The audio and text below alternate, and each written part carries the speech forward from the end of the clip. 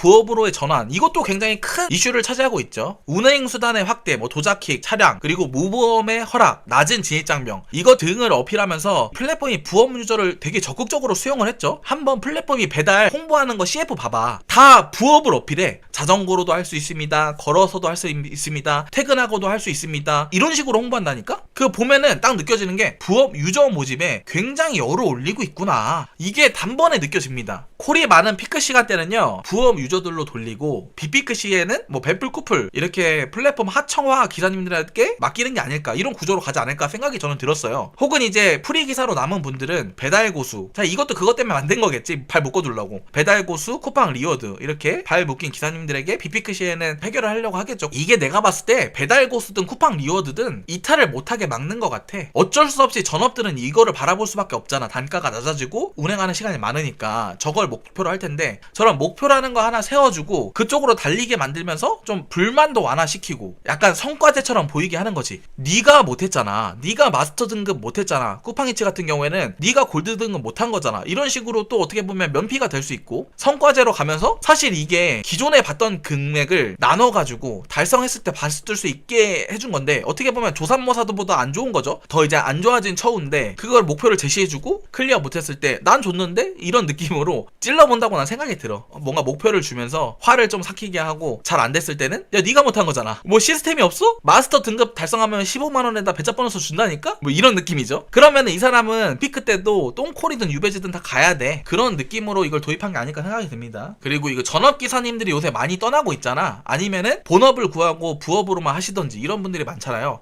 그중에 누릿꾼 굴을 하나 가져왔습니다. 5년 전업 배달 2주 동안 쉬면서 고민 끝에 배달업은 여기까지만 하는 걸로 했습니다. 다른 거 할 수 있는 사람은 나가는 게 맞긴 해. 지금 상황을 보면 그만큼 상황이 굉장히 어렵죠. 올해까지만 해볼까 했지만서도 새해부터 신규 부업러들 엄청난 유입과 점점 악화되는 경쟁 상황으로 줄어드는 배달 주문. 근데 이게 제가 얼마 전에 주문량 그래프를 봤는데 놀랍게도 주문이 줄은 건 아니더라고. 일정 부분 줄었을 거라고 생각했는데 쿠팡은 오히려 늘었고요. 배달의 민족은 현상 유지를 하고 있습니다. 그러니까 우리가 콜이 없는 게 그만큼 부업이 말도 안 되게 늘었다는 얘기가 되겠지요. 콜수는 줄고 라이더는 많아져 점점 낮아지는 배달료. 건당 2,500원 이라도 콜이라도 있으면 시간이라도 갈아넣고 싶지만 이조차도 피크 시간이 아니면 최저시급도 안 나와버리니 너무 힘듭니다. 올해 30대 중반이고요. 배달하면서 열심히 돈 번 거 후회는 없습니다만 주말에 휴일도 여가생활도 추억도 없는 5년이라는 시간이 참 야속하네요. 배달 전업 5년차 되고 어느 순간 나이 드신 40대 50대 라이더 분들 보니 정신이 좀 번쩍 들더라고요. 30대 중반도 많다면 많은 나이지만 100세 시대이니만큼 20대 꿈만큼 뭐든 할 수 있다는 자신감 넘치던 그 시절로 다시 한번 돌아가 볼까 합니다. 참 이 형님은 그래도 씩씩하시네. 어떻게 보면 이게 현명하긴 해. 용기 있는 행동이야. 사실 이게 맞긴 하죠. 용기 있는 행동은 맞죠. 근데 이제 두려움, 막연함 이런 것 때문에 못 빠져나가는 사람이 많겠죠. 이제는 형님들 배달은 전업 유저가 살아남기 굉장히 힘든 상황입니다. 진짜 말 그대로 플랫폼의 노예 강아지가 되거나 아니면 다른 안정적인 수입원을 찾아야 되는 상황이 온 것 같아.